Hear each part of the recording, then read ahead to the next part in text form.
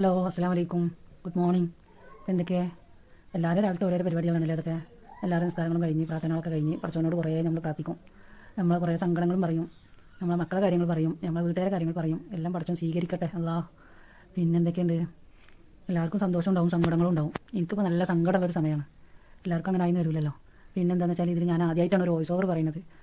അതിൽ എന്തെങ്കിലും പിഴവുകളുണ്ടെങ്കിൽ ക്ഷമിക്കുക എല്ലാവരും. പിന്നെ എല്ലാവരും സുഖമായിരിക്കുന്നു എന്ന് വിചാരിക്കണം.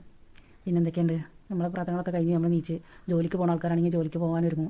വീട്ടു ജോലിക്കാണെന്നുണ്ടെങ്കിൽ വീട്ടു ജോലിൻ്റെ ആൾക്കാർ വീട്ടു ജോലി എടുക്കാനിറങ്ങും.